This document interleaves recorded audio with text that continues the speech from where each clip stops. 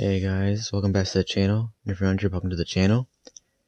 And today I'm going to be giving you a preview of the Theorizing Tomodachi Life 2 series that I'm going to do a bit later this year. So we had like a vote thing where you could choose on 4 different categories, and the one that got the most votes was to get a sneak peek at the new building ideas that I've come up with. So yeah, that's what we'll be talking about in this video. And sorry if the editing seems a bit choppy or anything, assuming there is editing, because it's like I might have to like stop a few times to like double check my notes and see exactly what I have in store. But yeah, let's get right into this. So I probably should also point out that these new buildings, well, quite a few of them are gonna be like completely new, you know. And also they aren't all buildings, there's like buildings and locations, you know. But also some of them are going to be upgraded versions of locations that we saw in the first game, or Tomodachi Life. So to start off, I thought I'd show you guys, or tell you guys about, since I don't have any like pictures, like art or like a slideshow or anything. I don't have any of that. Although I am thinking about it, but then again, that takes more work. So I guess it's up to you guys and what you guys would like to see. But anyway, up first is the performance hall. So this is basically like an upgraded version of the concert hall, where basically it still has music performances, you know, so it's like singing and stuff. But now there's two types of performances. There's a live performance, which has like the audience and stuff, and edited performance, where it's you can add in like sound effects and different like camera angles and stuff. And also, you can also make remixes and covers in the edited performances option. You also can upload your music as like a video or as like a music like sort of file online with Switch Online. I would get more into that, but it's a pretty extensive explanation. So yeah, I will not get too far into that today. But another reason why this now is the performance hall and not the concert hall is because you now can do plays. So there are a few preset plays, you know, like there'd be like one that's like a sort of like not like a ripoff, but you know, but like very inspired by like the very popular plays that we do in real life, you know. So there'd be like a comedy one, a love centered one, I guess like yeah, just like a bunch of like not like generic, but I guess basic plot lines for plays, which basically like have animations in place, but then you change the lines to make it fit however you want. Although there'll also be a second option in the plays that would let you basically choose the animations for each individual Mii and like what happens in it, so you can basically choose what your Mii does, like if they do like a backflip, or like they jump, or it's like they walk this way, or they run that way, or they crawl, or they like, you know, like do something. But that would be less of a casual experience and more for like it's something that it's like it's hard to master, but it's like it'd be fun to do, or like fun to use, you know. And I actually got the idea for this from a YouTuber who is basically like remaking or like making their own like Miitopia storyline. I don't know why I keep using doing this with my hand. Where basically they make their own Miitopia storyline and like the files and stuff, and then they upload it as like a TV show on YouTube. Although it's still in pretty early development, I think. I'll have a link in the description. With that out of the way, your plays can also be uploaded with Switch Online.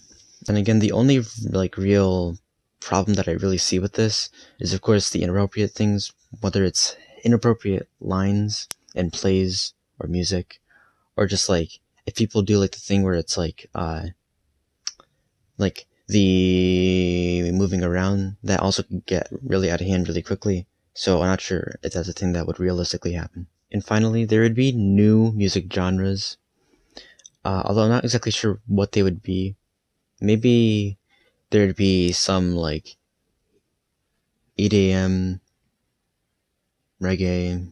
I'm not very like big on what exactly like counts as like a music genre or like a subgenre, so it's like there's pop and then there's K-pop, so it's like it's sort of like a subgenre of a genre, so it's like, yeah, but in the comments you guys can let me know what should be considered for the new game or the second game. When posting your things online, you can choose it as an option to let people make their own remixes and covers of your songs, so they can like add bits of their songs into like your songs, but only if you allow permission, and it's like that would not overwrite your song. It would just make a new song for like them to have, I guess. So up next is a new location, which would have like old elements kind of built into it. And that would be the fortune teller. And the fortune teller has 3 different options. The first one is judgment. The second one is compatibility. And the third one is fortune telling. So starting off with judgment, it'd basically be the same thing as the judgment bay, but now it's like in a screen. Kind of like off to like on the side of the fortune teller. And you could have it be an anonymous vote or have it be an islander vote. And basically the anonymous vote would not have your islanders' faces be in it. It would just kind of be these sort of like blank-faced avatars, I guess. So you can choose any number between 2 and 1,000 with these, so that's pretty useful. And with the islander vote, you can choose. Okay, so it's like you would have your islanders just like the Judgment Bay in the first game, in the original game, and then you can now choose if you want it to be like all your islanders or just like certain islanders, So let's say that it's like you want it to be just like one family that decides this, or just like a group of friends that decide this, or just like 6 random people that decide this. Well, then you can do that now. They also will still have their comments for why they decided like that side of the field, but then because it's inside of a screen, they'll say something like more technology based, like, oh yeah, well this side of the screen is warmer, so that's why I picked this side. Moving on to the compatibility option, it would basically be very similar, it'd basically be the same as the compatibility tester in Tomodachi Life 1, but with some very much needed upgrades. So the forecast is still here, which lets you like see how they'll react with each other in the coming week. Although I don't really know if it made that much of a difference in the first game. I couldn't really tell. But then the big like main portion of this is the actual compatibility testing.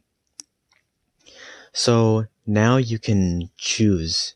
Okay, so you still can choose like 2 Miis and then have and test their compatibility, but then now you can choose between friendship and a relationship. So like a friendship being friends, and then a relationship being like romantically testing the relationship. You also can do this even if the 2 Miis are the same gender or different genders. It doesn't matter now. And another thing is that now you can test the romantic relationship between people if they're already married, although actually that might have been a thing in the first game, but it's like it'll give you a warning that says, warning, these people are already in a relationship, so it's like this wouldn't work unless they split up. Also, a few things that happened in the first game to me is that it's like I want to test 2 Mii's romantic compatibilities, but then I'd forget that I had given one a kidomatic, which means that now I can't test them like that. So a new option in this game would be to be able to test kid and adult compatibility, but there'd be a major warning showing you that this would not be possible unless you gave one of them either a kidomatic, or the other one, a ageomatic, for obvious reasons. And finally, as for the fortune telling, I'm kind of not sure how that would work for now. I guess maybe it would have a thing where it would tell you that it's like, oh yeah, this will be in the shop sometime next week. Or, oh yeah, it'll rain these 3 days. Or like it'll be really sunny these days or something. I'm still kind of trying to figure out how that would work. So 2 new locations that it's like won't take that long to explain are the forest, which in the forest you can go hiking, go hunting for Bigfoot, and even find lost travelers. Another new location is the lake, where you can go canoeing, fishing, and also go skipping stones. And also go swimming too. That's another one that you can do in the lake. Okay, so up next we will be talking about the pet shop. So at the pet shop you can buy or adopt pets.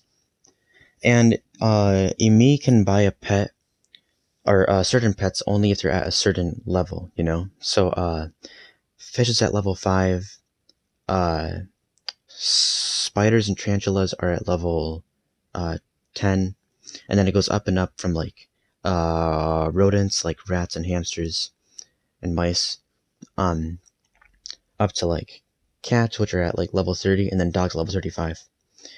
There are probably a few other pets that I'm not naming right now, or that I'm forgetting about, but yeah. You also can buy pet supplies here like food, toys, the usual stuff like leashes and like hamster balls and all that. So next up is the horse corral. And at the horse corral, your Miis can hang out with their favorite horse pals. And they can feed the horses, ride the horses, or learn to ride the horses, and even go on horseback riding dates. The horses would have the same customization and creation layout as in a Miitopia. And you can have a maximum of 10 horses. Horse races happen each Sunday at 2 p.m. You can even race horses online too. Horse races can have a minimum of 2 horses and a maximum of 8 horses. And finally, Miis can make friendships with horses like any other Mii or animal. The final location that I'll be telling you guys about today is going to be the airport. And the thing about this is that I won't be telling you guys quite a bit about the airport, but just because it's like there's still some stuff I'm trying to keep like under wraps. And I feel like it'd be too much to go over in this one video, especially seeing as there's all the other stuff that we talked about. So with that being said, at the airport you can buy travel tickets. I'm not sure how much they would cost. Probably a pretty good amount, like 10,000 gold, or actually maybe not that much. I'm still kind of working it out as I go along, but you guys can tell me what you think is a good price in the comments down below. I'm thinking probably somewhere between 2 and 10,000. Although I guess it might depend on what kind of trip it is, or like where it is anyway. So you can now decide who goes with the Mii that you get the travel ticket to. So it's like, instead of it being that it's like you wanting 2 Miis to like get closer, but then it's like instead the Mii that you get the travel ticket to, they decide to take someone else with them, and then they get a higher level, but then you don't want that. Well, that is not a problem anymore, because now you can choose who they go with. Also, you can now choose with up to 8 people to go on one trip at the same time. You know, so like if you want people to get closer as friends, then that's the way to do it. Although the friendship level will mostly go up with the main Mii that you gave the travel ticket to, seeing as they are the one that invited them on the trip. At the airport, you also can visit your friend's island, and while you're there, you kind of have to take one of your Miis to the island, just as like a way to kind of like, I guess, chaperone them, and like a way for you to get to the other island, if that makes sense. It's just a good gameplay thing. And basically, while you're on your friend's island, you can help them with different problems around their island, and even do unique 2-player problems. So for instance, say that there's like a Mii who has like stuff falling in their room, and they're like, trying to hold it up, but then it's like you can't help them because it's like there's only one of you. Well, now it's not a problem anymore, because now there's 2 players there, you know? So that's also pretty a unique idea that I'm tossing and turning in my head.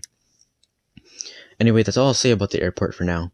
There are still a few more features I'd like to talk about it, but that will be for another day. Anyway, that is all for today. I don't know if I'll do any more previews, but if you guys want me to, then just let me know in the comments down below. But yeah, I hope you all enjoyed, and thank you for 250 subscribers, because at this point I have 275 at the time of me making this video, but this was supposed to be the 250 subscriber special, and I still can't believe I made it, like, even like a tiny little sliver this far. It's still insane to me, but yeah, I still just can't thank you guys enough. Anyway, that is all, and I'll see you guys next time. Bye.